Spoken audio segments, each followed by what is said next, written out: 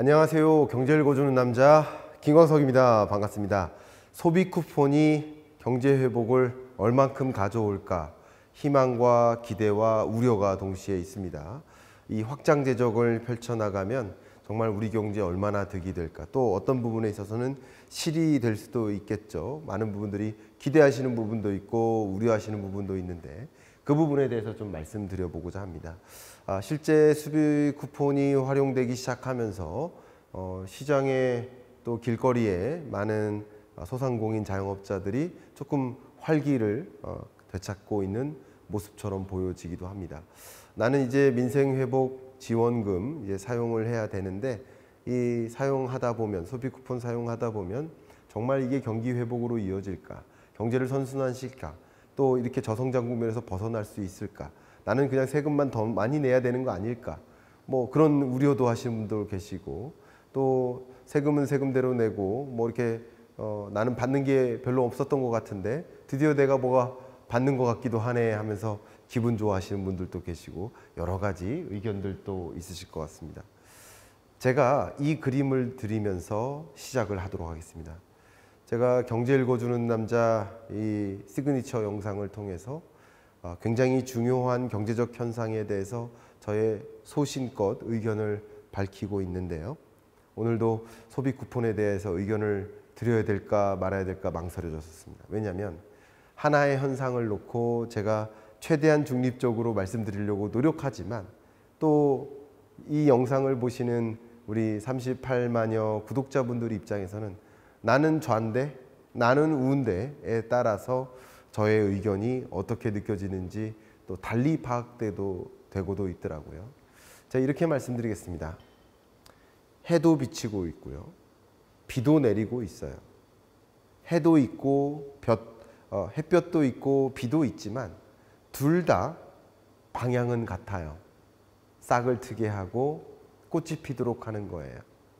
여러분이 진보적 생각 가지고 계신 분들도 존중되고요, 보수적 생각을 갖고 있는 것도 존중됩니다. 다만 이 둘의 다른 생각이 서로 이간질하고 비난하고 싸우는 것이 아니라, 이 둘의 다른 생각이 서로 조율되고 합치되고 의견을 함께하면서 적당한 온도와 적당한 비를 내려줌으로써 싹을 틔우고 경제가 다 잘 자라도록 하는 그런 의견의 합치이지 않을까, 의견의 불일치가 아니라 의견의 적정 수준의 합치가 아닐까. 저는 정치적으로 이런 분열된 세상이 아니라, 그리고 분열된 의견을 갖고 있는 게 아니라 둘 다 나라가 잘 됐으면 좋겠다 하는 공통된 생각을 갖고 있는 게 아닐까라는 의견을 드리고, 저는 햇볕의 편에 서서 비의 편에 서서 햇볕이 맞아요, 비가 맞아요 라는 것을 논하는 게 절대 아니라, 이 소비 쿠폰이 경제적으로 어떤 긍정적 효과가 있을까, 또 어떤 부정적 효과도 있을까, 그 부분을 우리는 정확하게 짚어보고 이 부분에 대해서 고민해 봐야 되지 않나 하는 의견을 드립니다. 정치적 편에 서서 견해를 가지고 말씀드리는 게 아니라 나라의 편에 서서 나라가 잘 됐으면 하는 마음에서 말씀을 드려보는 과정입니다. 절대 오해 없으시길 부탁드리고 의견 드리겠습니다. 일단 단적으로 이 말씀부터 드릴게요. 어떤 정책도 좋은 면만 있는 건 아닙니다. 그 어떤 정책을 단행했을 때 긍정적인 면도 있고 부정적인 효과도 있는 겁니다. 그래서 그 두 가지를 다 살펴보는 과정을 가져보도록 하겠습니다. 일단 우리 경제 앞에 성적표가 있는데 참 절망적입니다. 0.8%의 성장률, 굉장히 낮은 성장률입니다. 얼마나 낮느냐? 글로벌 금융위기 때, 2008년 글로벌 금융위기 때 한국 경제가 0.8% 성장했었어요. 특별한 경제위기급의 일도 없는데 우리 경제가 제로 성장한다는 것은 그만큼 우리 경기 부양 필요한 상황이라고 저도 생각합니다. 또 장기적으로 보아도 지금 0.8% 성장하는 건 앞에 말씀드렸던 것처럼 글로벌 금융위기 당시만큼의 저성장이라고 볼 수 있지만, 또 하나 걱정되는 것은 이게 단기적으로 0.8, 1.0, 1.5 성장하는 게 중요한 게 아니라 이 저성장 국면에서 아예 벗어나야겠다라는 생각을 해보는 것도 필요하지 않을까 하는 의견도 드려봅니다. 그런데 제가 얼마 전에서도 분석해드렸고 25년 경제전망서에서도 제발 틀렸으면 하는 마음으로 전망했었던 게 자영업 100만 시대가 올 것이다. 제발 틀렸으면. 근데 틀렸으면 하면서 전망했지만 안타깝게도 맞았습니다. 이미 자영업 100만 시대를 초과했습니다. 비임금 근로자가 이렇게 감소하고 있는 현상은 창업자도 많은데 폐업자는 더 많은 상황이다 라고 정리할 수 있지 않을까요? 자영업자분들 정말 어려우실 겁니다. 자영업 폐업 100만 시대, 그것을 가장 대표성 있게 보여주는 현상은 특히 음식점업입니다. 음식점업의 폐업률과 폐업 건수는 역사상 가장 높은 수준이라고 평가할 수 있겠습니다.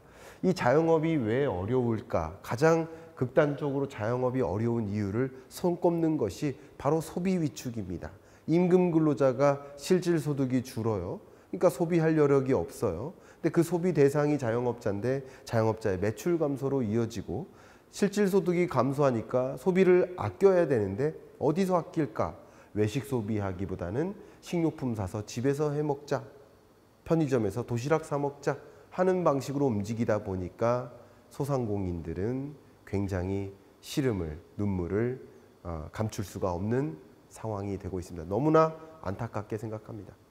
이런 상황이기 때문에 확장 재정 필요하다고 생각합니다. 확장 재정 필요합니다. 적극적으로 재정을 투입해서 경기를 진작시켜야 됩니다.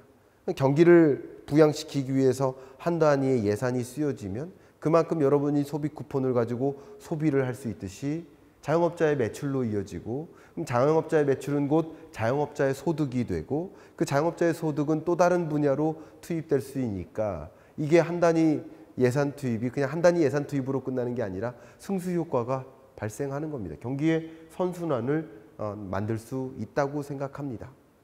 이 확장 재정의 영향은 승수 효과만 있는 게 아닙니다. 크라우딩 이펙트, 구축 효과도 있습니다. 제가 구축 효과를 설명하기 위해서 이 그림을 가지고 왔는데요. 구축 효과란 재정을 투입하기 위해서 부채 의존을 해요. 우리나라도 3년 연속 이 세입보다 세출이 많았거든요. 적자 재정이라고 합니다. 3년 연속 적자 재정이었어요. 적자 재정인 만큼 세입이 부족한 국면에서 세출을 더 늘리려고 한다면, 그죠? 그러면 더 많은 부채 의존을 해야 돼요. 미국도 마찬가지예요. 미국도 OBBBA법을 통과시키면서 부채 한도를 상향 조정하고 더 많은 부채에 의존할 수 있는 미국 정부의 상황에 놓인 거예요. 그만큼 미국 정부는 더 많이 국채를 발행하고 국채를 찍어내는 거죠. 그럼 이렇게 되면 어떤 일이 일어날까요? 국채 가격이 떨어집니다. 국채 발행량이 늘어나는 빚을 지기 위해서 정부가 빚을 지기 위해서 국채를 더 많이 발행하면 국채 가격이 떨어집니다. 그러면 이 채권 시장에서 민간 기업들이 채권을 발행할 수가 없어요. 우리도 자금 마련해 가지고 신사업 해보려 하는데 국채 가격이 너무 떨어져 있으니, 다른 말로 국채 금리가 너무 높아져 있으니 우리 국채 사주세요. 이 정도의 수익성을 주겠습니다. 이 정도 이자 주겠습니다. 국채 금리가 이렇게 올라가 있으니 민간 기업도 그에 상응하는 수준으로 채권 금리를 보장하면서 우리 채권도 사주세요. 명함 내밀기가 어려워요. 쉽게 말하면 국채 발행량이 쏟아지면 채권 시장에서 회사채보다 국채 선호도가 더 높기 때문에 상대적으로 국채 수요는 이어질 수 있는데 회사채 매입이 이루어지지 않는다. 또 회사채 발행조차 어렵다. 그래서 정작 민간 기업이 회사채를 발행해서 적극적으로 투자하고 또 경기 부양에 일정 부분 기여할 수 있는 그런 부분들을 상쇄시킨다. 이게 바로 구축 효과입니다. 승수 효과 기대됩니다. 승수 효과가 없다는 게 아닙니다. 승수 효과 있습니다. 그러나 구축 효과도 고려를 해야 됩니다. 뭐가 더 우리에게 효용을 주는지를 판단해 봐야 된다. 확장 재정 필요하지만 승수 효과를 더 많이 가져줄 수 있는, 그러니까 이게 승수가 다릅니다. 재정 승수가 어디에 돈을 더 쓸 것인가. 여러분 한번 생각해 보세요. 아이에게 용돈을 줘요. 초콜릿을 사 먹어요. 같은 1,000원이지만 초콜릿을 사 먹을 때와 아니면 뭐 삶은 달걀을 하나 사 먹을 때와 이 아이의 건강에 있어서는 어디에 더 효능감을 줄까요? 그렇죠. 같은 예산을 줄이라는 것이 아닙니다. 확장 재정 필요하지만 승수 효과가 더 높은 분야에 지출하는 것도 고민해 봐야 되지 않을까라는 것을 먼저 안건을 드립니다. 자, 그러면 이제 소비 쿠폰으로 가도록 하겠습니다.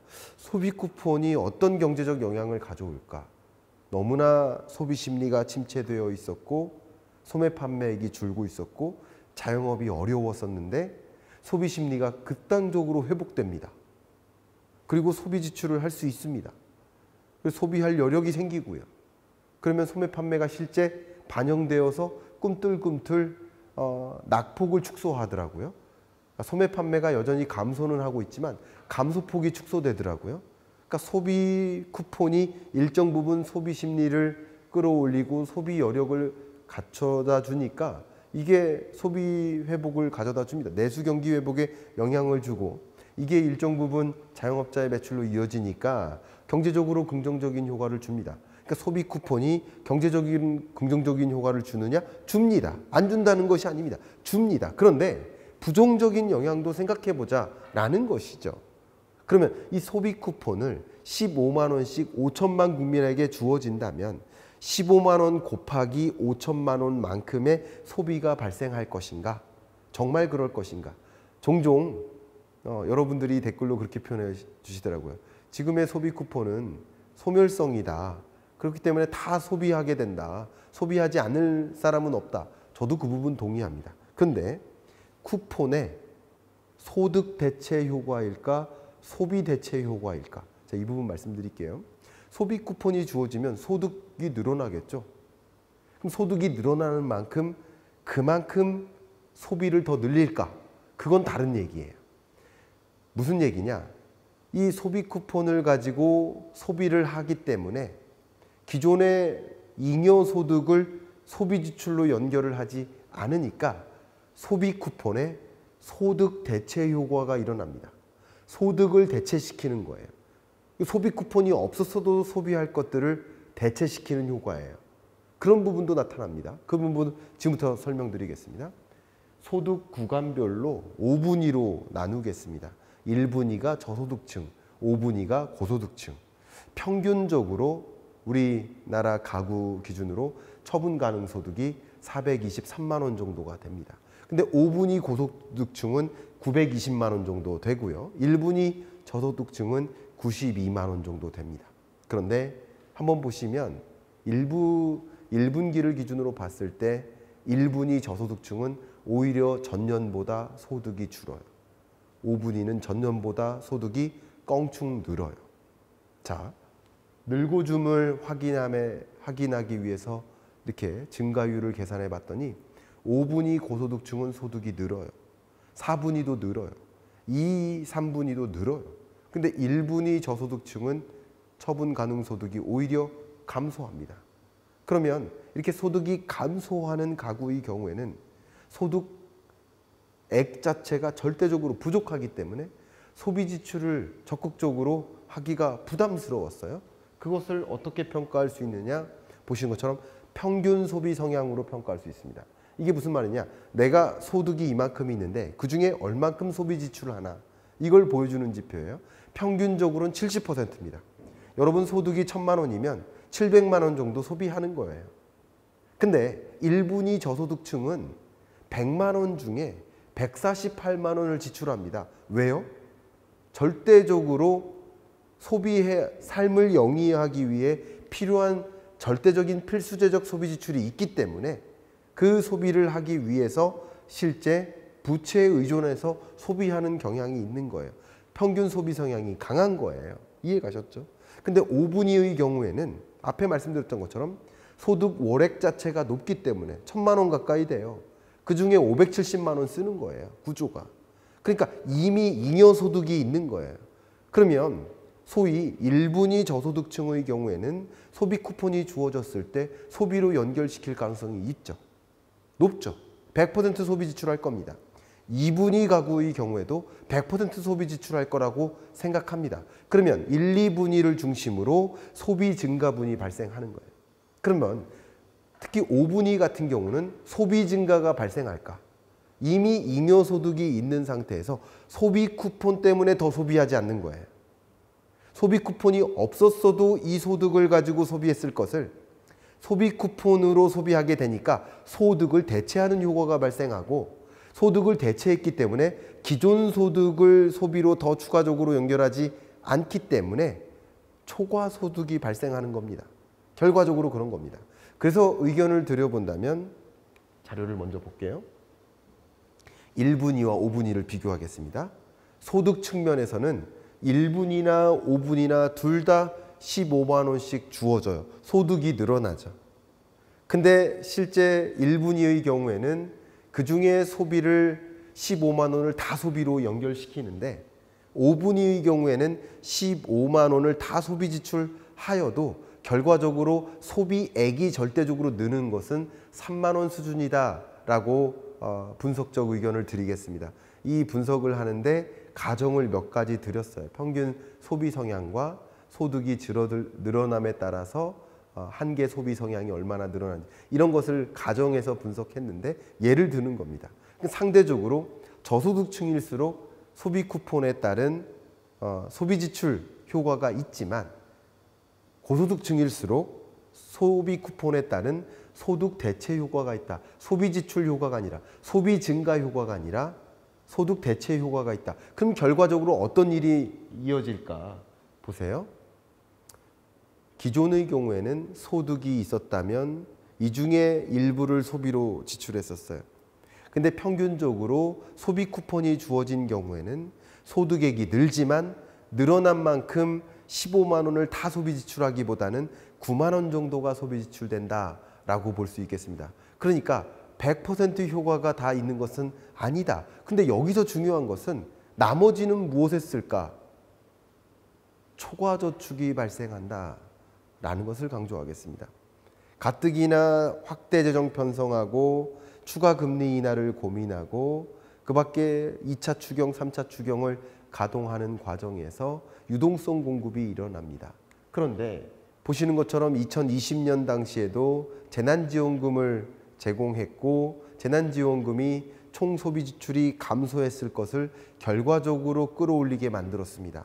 그런데 상대적으로 순처분 가능 소득이 기존 경로보다 크게 늘어나는 일이 있었어요. 20년, 21년, 22년 경기가 좋았습니까?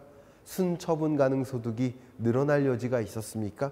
아니에요. 소비로도 연결이 되지만 순처분 가능 소득도 늘어나게 되는 거예요.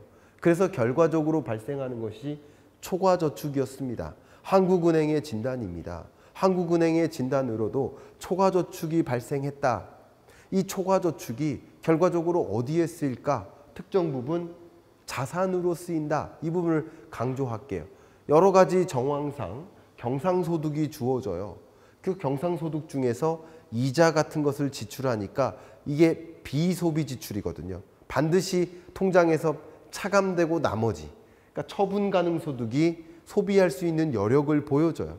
그 처분 가능 소득 중에 일부가 소비로 이어지고 일부가 저축으로 이어지는데, 근데 그 저축이 늘어나면 금융자산, 실물자산으로 전개되는 거예요. 그러니까 이게 결과적으로는 자산 가격 상승으로 이어지게 되는 그 경로를 소개하는 겁니다. 이렇게 경로적인 측면을 생각하지 않아도 여러분, 온 국민에게 15만 원씩 주어진다. 그러면 온 국민이 15만 원씩 부자 되는 걸까요? 온 국민이 똑같이 15만 원씩 부여받으니까 더 부자 되는 사람은 하나도 없는 걸까요? 똑같은 거죠. 그러면 이렇게 유동성 공급을 하고 확장 재정을 편성하면 온 국민에게 15만 원씩 주어진다면 그만큼 돈의 가치가 떨어지는 겁니다. 그만큼 자산 가치는 상대적으로 상승하는 겁니다. 자산 가치가 상승한다는 게 아니라 돈의 가치가 떨어지다 보니까 자산 가격이 상승한다는 것이죠.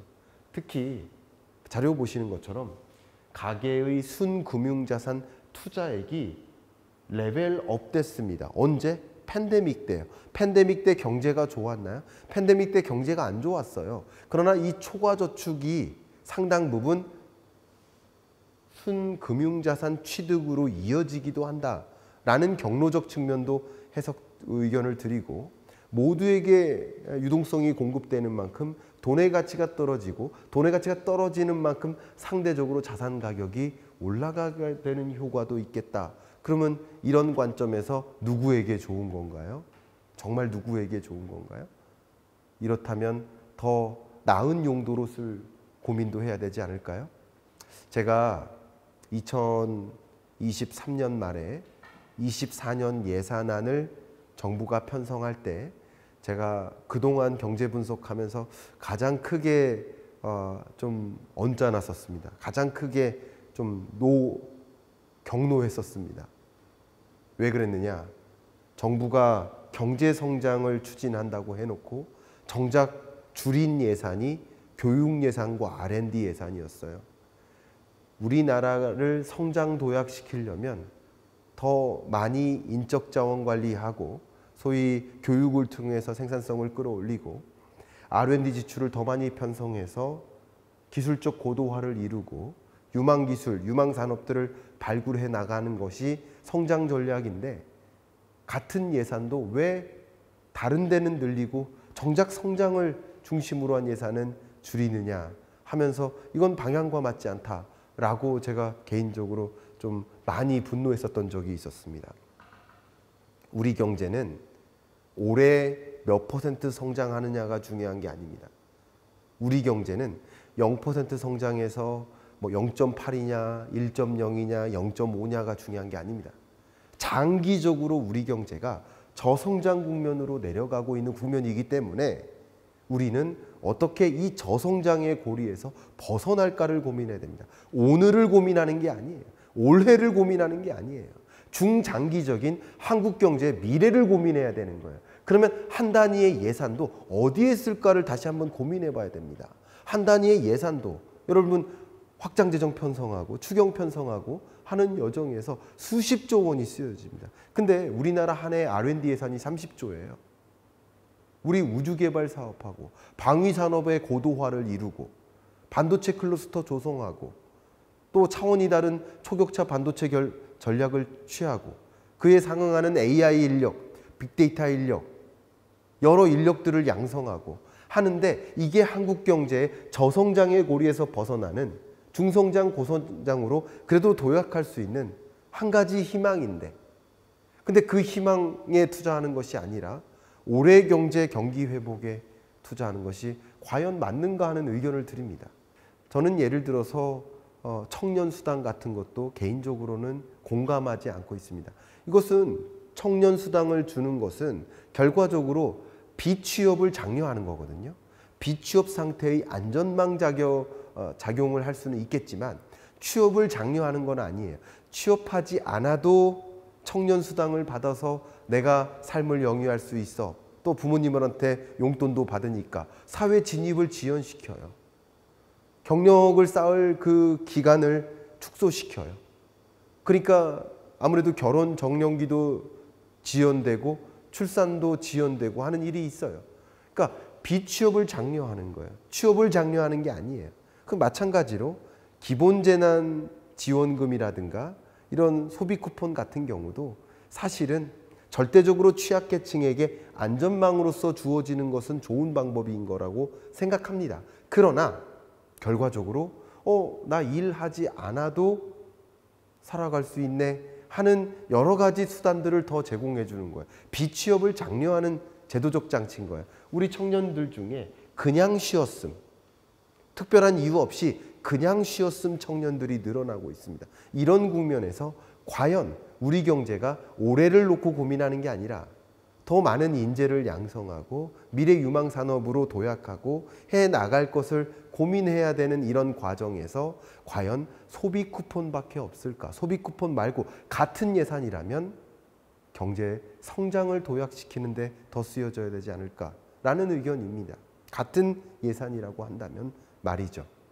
소비 쿠폰은 경기 진작 효과는 있습니다. 그러나 경제 성장 효과는 아닌 것입니다. 경제 성장을 고민할 것인가? 경기 진작을 고민할 것인가? 그럼 소비 쿠폰으로 경기 진작 시켰어요. 그럼 그 다음에는요? 또 소비 쿠폰 줘서 경기 진작해요? 또 그 다음에는요? 또 소비 쿠폰 줘서 경기 진작해요? 경제 성장은 언제 갑니까? 자동적으로 경제가 성장합니까? 그런 관점에서 우리가 오늘을 고민할 것인가, 내일을 고민할 것인가가 달려 있다. 제가 이렇게 말씀드리겠습니다. 아이들에게 초콜릿을 사주면 정말 좋아할 겁니다. 그 어머니는 인기 투표 1등일 것입니다. 그런데 그 초콜릿을 사주는 게 과연 이 아이의 성장에 도움이 되는 겁니까? 아니면 이 아이에게 영양이 풍부한 그런 음식을 사주는 게 당장은 인기가 없을지라도 이 아이의 건전한 성장에 도움이 되겠습니까? 제가 소비 쿠폰을 초콜릿에 비유하는 것은 아닙니다. 그러나 당장 인기 있는 정책, 당장 경기 순환을 이루는 정책보다 이 나라의 건전한 성장을 고민하는데 더 많은 예산이 집중될 필요가 있지 않을까 하는 제 의견을 드리는 것이고, 이 의견이 일정 부분 많은 분들의 생각에 좀 참조가 되었으면 하는 말씀을 드려봅니다. 제가 여러분들과 조금 더 경제적 소통을 강화하기 위해서 오피셜 클럽을 런칭했어요.